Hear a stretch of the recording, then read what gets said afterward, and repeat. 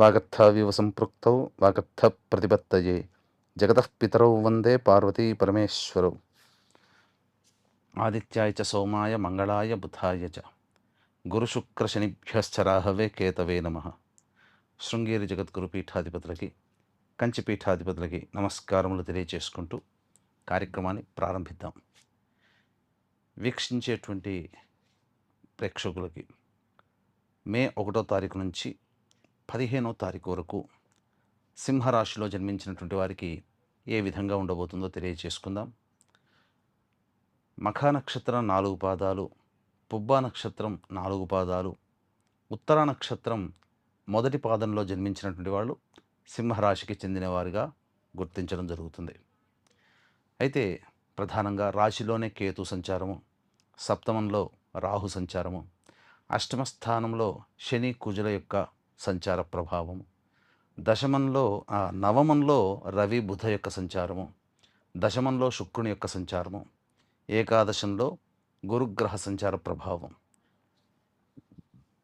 వెరసి చూసుకున్నట్లయితే గత సంవత్సరన్నర కాలంగా అనుభవిస్తున్నటువంటిది అష్టమ శని ప్రభావం అందరికీ తెలిసిందే. దీనివలన కర్మదోషానికి కారకుడైనటువంటి శని అష్టమ స్థానంలో సంచరిస్తుండడం వల్ల ముఖ్యంగా ఆరోగ్యం పట్ల ఇబ్బందులు పడడం. అంటే కొంతమంది జాతకాల్లో ఉన్నటువంటి వాళ్ళకి అనారోగ్యం అనేటువంటిది బాగా ఇబ్బంది పెడితే, కొంతమంది జాతకాల రీత్యా అనారోగ్యం అనేటువంటిది అప్పుడు బయటపడుతుంది. లేదా ఎప్పుడూ కూడా శరీరము సహజ సిద్ధంగా ఉత్సాహంతో ఉండకుండా మజ్జుగా ఉండడం అనేటువంటిది ఈ అష్టమ శని సంచార ప్రభావం. దీనికి తోడు కుజుడు కూడా అష్టమ స్థానంలోనే సంచరిస్తున్నటువంటి కారణం చేత ప్రధానంగా ఏ పని చేసినా అదృష్టం కలిసి రాకుండా ఉండడం, అది ప్రధానంగా. అంతేకాకుండా వాహనాన్ని నడిపేటప్పుడు జాగ్రత్తలు పాటించాలి. మే 15వ తారీఖు వరకు ఎట్టి పరిస్థితిలో కూడా మీరు అప్రమత్తంగా లేకపోతే చాలా మటుకు ఇబ్బందులు పడాల్సినటువంటి పరిస్థితి. అలాగే గృహంలో మానసికమైనటువంటి ప్రశాంతత ఈ అష్టమ కుజ సంచార ప్రభావం వలన. ఇక విదేశీయానము, విదేశీ ప్రయత్నాలకి ఆటంకంగా ఉంటుంది. కాబట్టి మే 14 తర్వాత మీరు ప్రయత్నం చేయండి. కుజగ్రహ మార్పు ఉంటుంది. తద్వారా మీరు అన్ని విధాలుగా యోగదాయకంగా ఉంటుంది. ముఖ్యంగా ఈ సమయంలో కనుక కోర్టు సంబంధమైనటువంటి వివాదాలు కనుక ఉంటే మరికొంతకాలం వేచి చూడాల్సినటువంటి పరిస్థితి అనుకూలంగా రావడానికి. అంతేకాకుండా ప్రధానంగా గృహంలో మనశ్శాంతిని కోల్పోయి ఎక్కువగా బయటే ఉండాల్సినటువంటి పరిస్థితి గోచరమవుతుంది.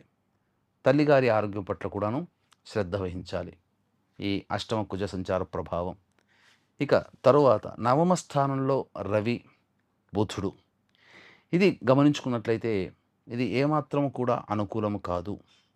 ధనపరమైనటువంటి విషయాల్లో జాగ్రత్తలు పాటించాలని సూచన. అలాగే తోటి ఉద్యోగస్తులు, అలాగే వ్యాపారస్తులు, వృత్తిలో ఉన్నటువంటి వాళ్ళ వల్ల కొంత మానసికమైనటువంటి వేదనకి గురవుతారు. సహకారం లేకపోవడము, అధికారుల యొక్క ఆగ్రహం ఉండడం, ఇవన్నీ కూడా మీకు నవమ స్థానంలో రవి యొక్క సంచార ప్రభావం వలన కలిగేటువంటి దుష్ఫలితాలు. ఇక బుధగ్రహ సంచారం కూడా అనుకూలంగా లేదు కాబట్టి పెట్టుబడులకి స్టాక్ మార్కెట్స్లో లేదా ఎవరికైనా అప్పు ఇవ్వడానికి ఇది సరైనటువంటి సమయం కాదు. ఇచ్చామా ఇక రాదు అనుకునేటువంటి విషయంతోనే ఉండిపోండి. కారణం ఏంటంటే మీకు ధన యోగానికి కారకుడైనటువంటి వాడు ధనాధిపతి మరియు లాభాధిపతి అయినటువంటి బుధుడు సరైనటువంటి స్థితిలో సంచారం లేని కారణం చేత ధనపరమైనటువంటి సమస్యలు ఎదుర్కొంటారు. ఎంతో ఇబ్బందుల్లో ఉంటే తప్ప ఎదుటి వాళ్ళకి మీరు ధనాన్ని ఇవ్వకండి, ఇది చెప్పవచ్చు. ఇక సప్తమ స్థానంలోనే రాహు యొక్క సంచారము ఈ సంవత్సరం అంతా ఉన్నటువంటి కారణం చేత సాధారణంగానే మీకు సహాయ సహకారాలు లేకపోని కారణం చేత సొంతంగానే ప్రయత్నం చేయాల్సినటువంటి పరిస్థితి. ఎదుటి వాళ్ళతో మీరెంత మంచిగా ఉన్నప్పటికీ కూడా మీ వల్ల మీ మాట తీరు వాళ్ళకి ఇబ్బందిగా అనిపించి మీకు దూరం అయ్యే అవకాశాలు ఉంటాయి. కాబట్టి మీరు మితంగా మాట్లాడే ప్రయత్నం చేస్తూ మీ పనులను చక్కబెట్టుకునే ప్రయత్నం చేయండి. ఇక గురువు చాలా శుభకరుడుగా ఉన్నాడు. అన్ని విధాలుగా యోగదాయకం. అంటే ఇక్కడ ధనాధిపతి, లాభాధిపతి సరైన సంచారం లేని కారణం చేత డబ్బులు అప్పుగా ఇవ్వద్దు ఎవరికీ, లేదా చేబదులుగా ఇవ్వకండి అని అన్నాం. కానీ ధనాదాయానికి మాత్రం లోటుండదు. ధనాదాయం చాలా చక్కగానే ఉంటుంది. కాబట్టి అన్ని విధాలుగా యోగదాయకంగా ఉంటుంది. ముఖ్యంగా విద్యార్థులకి అన్ని విధాలుగా మంచి స్థితిగతులు ఉంటాయి. ఆశించిన మేర ఉత్తీర్ణత శాతం ఉంటుంది. కష్టపడినందుకు చక్కటి ఫలితం అనేటువంటిది లభిస్తుంది.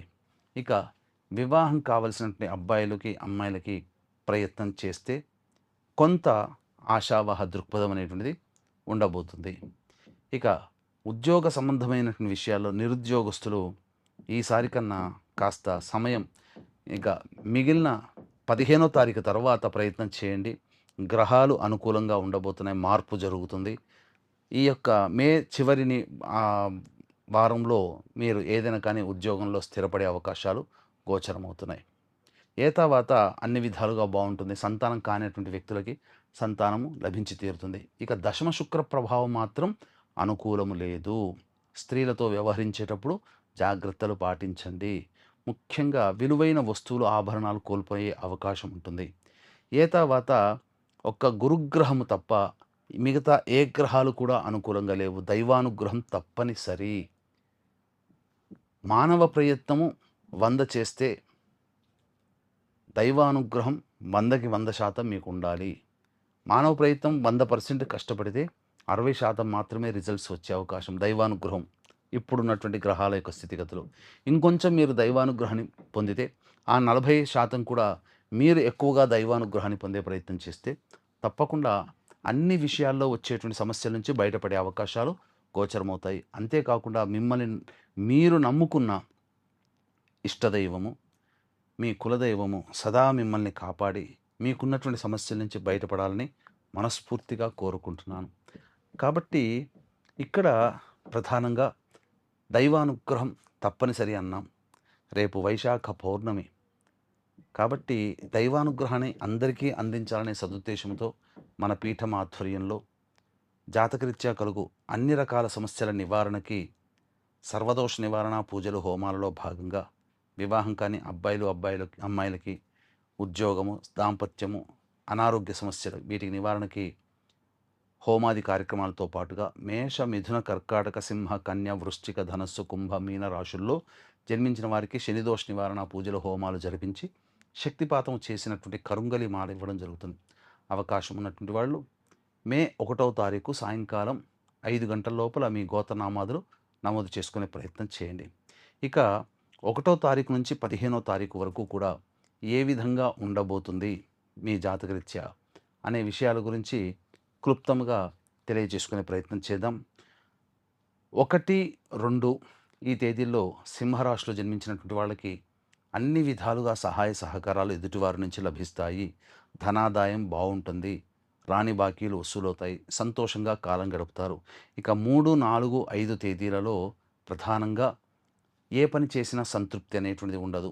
వాహనాన్ని నడిపేటప్పుడు జాగ్రత్తలు పాటించాలి. తల్లిగారి ఆరోగ్యం పట్ల శ్రద్ధ వహించాలి. గృహోపకరణాలకి, గృహ మరమ్మతులకి ఖర్చులు అధికంగా అయ్యే అవకాశం ఉంటుంది. కాబట్టి జాగ్రత్త పాటించండి. సంతోషాన్ని పొందలేకపోతారు. కష్టాలు ఉంటాయి చేసే ప్రతి పనిలో.